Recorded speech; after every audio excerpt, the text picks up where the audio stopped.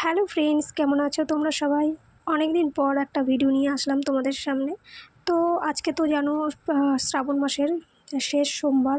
তো সেই জন্য আমি রেডি হয়ে নিয়েছি আর বাড়িতে পুজো টুজো দিয়ে নিয়েছি। এখন যাচ্ছি আমরা আমাদেরই এখানে একটা মন্দিরে পুজো দিতে। আর যে ওদিকে মেয়ে রেডি হয়ে নিয়েছে, ও জুতো পরছে। তো আমি রেডি হয়ে বাইরে বেরিয়ে গেছি। তো যাব এখন আমি, আমার মেয়ে আর আমার শাশুড়ি মা। তো চলো মন্দিরের দিকে যাওয়া যায়। তো দেখো এখানে চলে এসেছি, আর এসে আমি পুজোও দিয়ে নিয়েছি। তারপরে আমি পরে ভিডিওটা করেছি।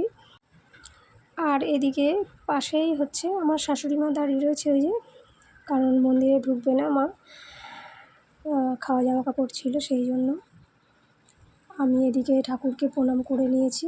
দেখো আমাদের পুজো দেওয়া শেষ হয়ে গেছে, এখন যাব বাড়ির দিকে।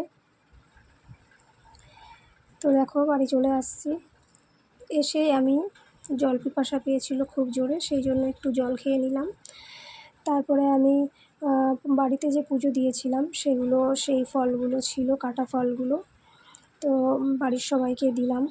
দেওয়ার পরে আমি আর আমার মেয়ে খেতে বসেছি। মেয়ে তো ফল কিছুই খাবে না, শুধু বাতাবি লেবুগুলো খেলো বসে বসে, কারণ আমার মেয়ে প্রচণ্ড পরিমাণে ভালোবাসে বাতাবি লেবু খেতে। তো সেই জন্য আমি আরও খাচ্ছিলাম।